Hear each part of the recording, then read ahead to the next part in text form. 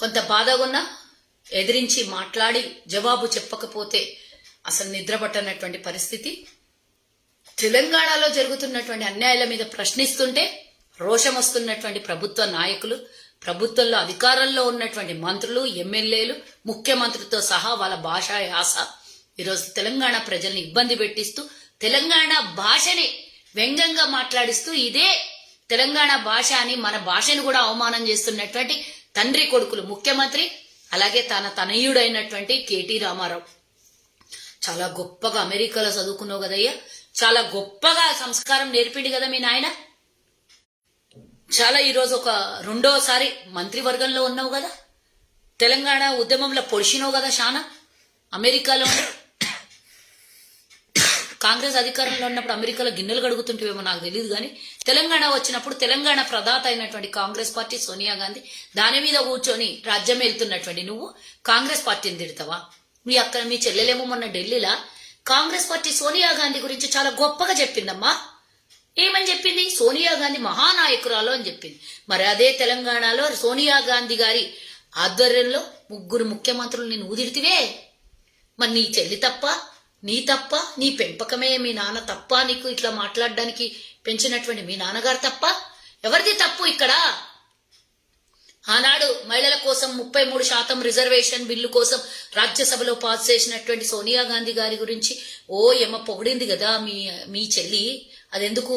BJP అనుకోవాలి, ప్రచారం చెయ్యాలి, కాంగ్రెస్ టీఆర్ఎస్ 2 ఒకటే అని ఆ విధంగా మీరు ప్రచారం చేసి దాన్ని హైలైట్ చేస్తే తెలంగాణలో కాంగ్రెస్కి వచ్చే ఓటు బ్యాంక్ మైనస్ కావాలి. మీ వ్యతిరేక ఓటు మా కోటాలో పడకుండా బీజేపీ కోటాలో పడితే మళ్ళోసారి రాజ్యాధికారంలోకి రావాలి. మీ ఇద్దరు అన్నా చెల్లెలు, తండ్రి బావమరుదులు అందరు కలిసి ఆడుతున్న డ్రామాలో భాగమే రామారావుల కుటుంబం ఇది. నిన్న కేటీ రామారావు మాట్లాడినటువంటి మాటలకు నేను మరి నాకు నోట్లో నుంచి బూతులు వస్తున్నాయి, కానీ గౌరవిస్తున్నా. కాంగ్రెస్ పార్టీ మాకు కొంత సంస్కారం నేర్పించింది కాబట్టి నేను గౌరవించి మాట్లాడుతున్నా. గతంలో ఉన్న ముఖ్యమంత్రులను తిడుతూ నిన్న వేదిక మీద గతంలో ఉన్న కిరణ్ కుమార్ రెడ్డి, రాజశేఖర్ రెడ్డి, రోషయ్య, గీసయ్య గతంలో గోషి ఇప్పి ఉడికిపిచ్చి కొడతాము అన్నటువంటి ఇలే ఈరోజు మళ్ళీ రోషయ్య గురించి మాట్లాడుతున్నారు, రాజశేఖర్ రెడ్డి గురించి కూడా మాట్లాడుతున్నారు, కిరణ్ కుమార్ రెడ్డి గురించి మాట్లాడుతున్నారు. అరే, కిరణ్ కుమార్ రెడ్డి ఉన్నప్పుడు 1,35,000 ఉద్యోగాల భర్తీ చేసిండు. తెలంగాణ అంత పెద్ద యాజిటేషన్ నడుస్తుంటే ఎక్కడ కూడా ప్రభుత్వము విఘాతంలోకి పోకుండా ప్రభుత్వ కార్యకలాపాలన్నీ యథావిధిగా నడిచినాయి. అది రా కాంగ్రెస్ గురించి మీరు చెప్తున్నది, అది రా కాంగ్రెస్ కు ఉన్నటువంటి నైపుణ్యము, అది కాంగ్రెస్ కు ఉన్నటువంటి సత్తా. మీలాగా మాట్లాడితే ఈరోజు పరీక్షా పత్రాలు లీకేజ్ అయినాయి కదా, అది ఎందుకోసం? మళ్ళా ఉద్యోగాలు ఇస్తే నెల తిరిగితే జీతాలు కావాలి, హుషారైపోతారు. ఉద్యోగాలు కల్పిస్తే ఎవ్వరికి వాళ్ళలో మొద్దుల్ని చేసి చదువుకున్నోడిని ఇంటికి పెట్టాలి. కాబట్టి ఈరోజు ఉద్యోగాలలో మీకు కావాల్సిన వాళ్ళకు ఉద్యోగాలు ఇచ్చుకోవడానికి ఆడ లంచం తీసుకొని ప్రశ్న పత్రాలు లీక్ చేసి డబ్బున్నోడు పైసలు లంచం ఇచ్చినోడికి రేపు ఉద్యోగాలు వస్తాయి. మళ్ళీ వాడు డబ్బు ఇచ్చి ఉద్యోగాన్ని కొనుక్కుంటే మళ్ళా వాడు వచ్చి దోచుకుంటాడు అక్కడ. ఇదే కదా మీరు చేస్తున్న తెలంగాణలో. పేదోడు కష్టపడి ఎగ్జామ్ రాస్తే పాస్ కావద్దు, ఉద్యోగం రావద్దు. ఇదే కదా తెలంగాణ సంస్కృతి. ఇచ్చిన 30,000 ఉద్యోగాల నోటిఫికేషన్లలో ఈరోజు ఆ 30,000 ఉద్యోగాలకు దోచుకోవడానికి ఎవరి దగ్గర అయితే పైస ఉందో, ఎవరికి ఈ స్కాములు చేస్తున్నారో, ఈ ప్రశ్న పత్రాల లీకేజ్ లోపల ఇంత పెద్ద హ్యాండ్ ఉన్నదో తెలియదు. కానీ ఈరోజు తెలంగాణలో నిరుద్యోగమే, అంతా నిరుద్యోగమే. తెలంగాణ గడ్డ మీద వచ్చి కూర్చొని రాజ్యం వెళ్తున్నటువంటి మీరు కేవలం నీళ్లు నిధులు నియామకాలని చెప్పెక్కిరు కదా. నీళ్లు కాళేశ్వరంలా కథమైపోయినాయి, నిధులు మీ కొంపకంటేనే, నియామకాలు మీ కొంపకే అంటినాయి.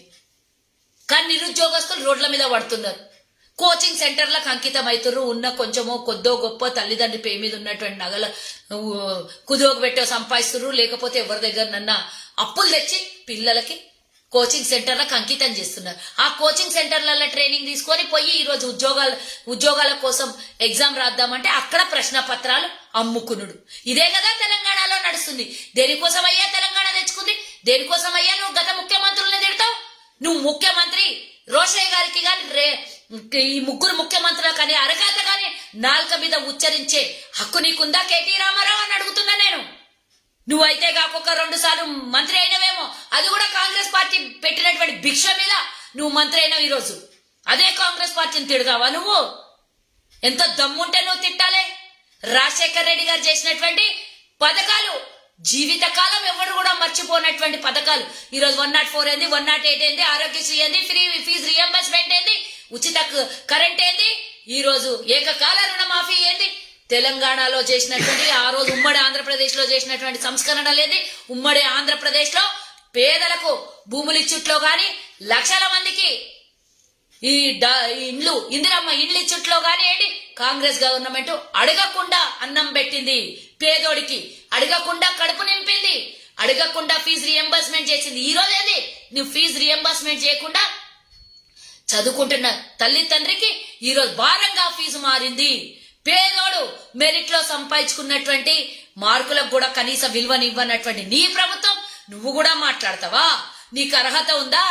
కిరణ్ కుమార్ రెడ్డి ఇచ్చినటువంటి ఉద్యోగాలు ఏంది, రాజశేఖర్ రెడ్డి తెలంగాణలో ఉమ్మడి ఆంధ్రప్రదేశ్ లో తెచ్చినటువంటి సంస్కరణలు ఏంది, రోషయ్య గారు ముఖ్యంగా నేను చెప్తున్నా, రోషయ్య గారిని మళ్ళీ మళ్ళీ తిడుతున్నావు. అసలు ఎవ్వడు కూడా భూమి మీద పుట్టిన ఎవ్వడు కూడా రోషయ్య గారిని తిట్టే అధికారం గాని హక్కు గాని ఏ వెధవలకి లేదు అని నేను చెప్తున్నా. ఎందుకంటున్నా అంటే ఈ రోజు నువ్వు ధనిక రాష్ట్రం అని రాజ్యం వెళ్తున్నావు కదా, గద్దె మీద కూర్చున్నావు కదా. ఆ ధనిక రాష్ట్రం ధనికంగా ఉండి ఏ రోజు కూడా ఏ ఒక్క బడ్జెట్ లో కూడా ఓవర్ డ్రాఫ్ట్ పోనీయకుండా అప్పుల పాలు చేయకుండా రాష్ట్రాన్ని ఉమ్మడి రాష్ట్రాన్ని కాపాడుకుంటూ వచ్చినటువంటి ఒక ఆర్థిక శాఖ మంత్రి, ఒక పెద్ద శాస్త్రవేత్త, ఆర్థిక శాస్త్రానికే అంత పెద్ద మనిషిని పట్టుకొని రోషయ్య గిషయ్య అంటవా? నీకెంత దమ్మున్నది కేటీఆర్ అని అడుగుతున్నా. ఆయన వయసు, ఆయన అనుభవం అంతా లేదు నీ వయసు. 16 సార్లు బడ్జెట్ ప్రవేశపెట్టి గిన్నిస్ బుక్ ఆఫ్ వరల్డ్ రికార్డులో ఎక్కినటువంటి రోషయ్య గారిని పట్టుకొని తిడతావా నువ్వు? నీకు దమ్ముంది ఆయన తిట్టడానికి? రా, నేను ఒక్కదాన్ని వస్తా. రోషయ్య కుటుంబము కాంగ్రెస్ అవసరం లేదు. రా, దమ్ముంటే ఏడికొస్తావు రా. నేను నీకు సవాల్ ఇస్తున్నా. బేషరతుగా రోషయ్య గారి కుటుంబానికి, రోషయ్య గారికి, కాంగ్రెస్ పార్టీకి, గతంలో ఉన్నటువంటి కిరణ్ కుమార్ రెడ్డి ముఖ్యమంత్రికి, అలాగే రాజశేఖర్ రెడ్డి గారికి బేషరతుగా క్షమాపణ చెప్పేంత వరకు మేము వదలము అని చెప్తున్నా. ఇలాంటి అవాక్కు చెవాక్కు మాటలు మాట్లాడితే గతంలో చేసినటువంటి పాలకులు మిగిల్చినటువంటి ఇంత పెద్ద రాష్ట్రంకి ధనిక రాష్ట్రంగా చేసినటువంటి దాని మీద కులుకుతూ లక్షల కోట్లు దోపిడీ చేస్తూ మీరా కాంగ్రెస్ గురించి మాట్లాడేది? మీరా మా స్కాములని మాట్లాడేది? మా గురించి స్కాములు చేస్తే నువ్వు మీ అయ్యే ఉంటుండ్రి. మీ అయ్యే చేసిండు పాస్పోర్ట్ బ్రోకర్ పని చేసిండు, మీ అయ్యే చేసిండు సహారా కుంభకోణం. కేంద్ర మంత్రి పదవి ఇస్తే దోచుకున్నాడు. ఎన్ని రకాలుగా మీరు దోచుకొని కాంగ్రెస్ మీద నెప్పాలేస్తారా? ఏం అభివృద్ధి చేసినావు? అభివృద్ధి అభివృద్ధి అని మాట్లాడతావు. రైతు బంధు పథకం అంటావు. బలిచినానికి 600 ఎకరాలు ఉండడానికి రైతు బంధు పథకం ఇస్తావు. ఐఏఎస్ ఆఫీసర్ అయినా దళిత బంధు ఇస్తా అంటావు. నీ పాలకులలోనే 30% లంచాలు తీసుకుంటున్నారు దళిత బంధు లోపల. ఈరోజు కరెంటు ఛార్జీలు పెంచుతీవి, ఈరోజు ఆర్టీసీ ఛార్జీలు పెంచుతీవి. నేల మీద నడవని కష్టమైతుంది, బస్సులు ఎక్కి ప్రయాణం చేయని కష్టమైతుంది. కేంద్రము మీరు ఇద్దరు కలిసి దారి దోపిడి దొంగల్లాగా మా దగ్గర దోచుకుంటే మేం భరిస్తున్నాం కాబట్టి భరించేవాడే ఈ రోజు తెలంగాణ ప్రజలని నీ నినాదం తీసుకొని వచ్చి మమ్మల్ని హింస పెడతావా? మమ్మల్ని ఈ విధంగా మీ ఇష్టానుసారంగా నోటికొచ్చినట్టు మాట్లాడతావా? తెలంగాణ ప్రదాత అయినటువంటి కాంగ్రెస్ సోనియా గాంధీకి సంబంధించినటువంటి రాష్ట్రంలో ముఖ్యమంత్రులు గాని గత పాలకుల గురించి నువ్వు మాట్లాడే అర్హత నీకు లేదు. ఆనాడు సోనియా గాంధీ కాళ్ళు పట్టుకున్నప్పుడు ఎక్కడ పోయింది ఇదంతా? గుర్తు లేదా? సోనియా గాంధీ గారికి పోయి సకుటుంబ సమేతంగా పోయి ఇంటి దగ్గరికి పోయి సాష్టాంగ దండ ప్రణామాలు పెట్టుకొని అమ్మా నీ దయమ్మా అని మొక్కిన రోజు మర్చిపోయినావు కాంగ్రెస్ సోనియా గాంధీని? ఈ రోజు నీకు అధికారం రంగానే అహంకారం పెరిగి నోటికి ఎంత వస్తే అంత గత పాలకుల గురించి, గత ముఖ్యమంత్రుల గురించి మాట్లాడతావా? రోషే గురించి మాట్లాడే నీకు ఇంత ఇంత ఇంత ఇంత ఇంత ఒక 0.1%, 0.1% కూడా నీకు హక్కున్నదా? ఎవరన్నా ఆయన గురించి ఎప్పుడన్నా ఎవరైనా అసభ్యంగా గాని తప్పుడు గాని పదజాలాలు వాడిందా? సంస్కారానికి సంస్కారం ఇచ్చే మహానేత ఆయన. నువ్వు బేషరతుగా క్షమాపణ చెప్పకపోతే డెఫినెట్ గా నాలాంటి వాళ్ళందరూ, కాంగ్రెస్ అభిమానులందరూ, రోషయ్య గారి అభిమానులు, రాజశేఖర్ రెడ్డి గారి అభిమానులు, కాంగ్రెస్ అభిమానులు అందరూ కూడా క్షమాపణ చెప్పేంత వరకు నీకు వదలరు అని హెచ్చరిస్తున్నా. జై హింద్, జై కాంగ్రెస్. హాయ్ ఫ్రెండ్స్, మా టుడే టుమారో యూట్యూబ్ ఛానల్ చూస్తున్నందుకు చాలా థ్యాంక్స్. మరిన్ని లేటెస్ట్ వీడియోస్ కోసం వెంటనే సబ్స్క్రైబ్ చేయండి. అలాగే ఈ బెల్ ని కూడా రింగ్ చేసేయండి. మా నోటిఫికేషన్స్ అన్ని మీ మొబైల్లో వస్తాయి. అలాగే మా వీడియోస్ మీకు నచ్చితే లైక్ చేయండి, షేర్ చేయండి, నచ్చకపోతే కామెంట్ చేయండి.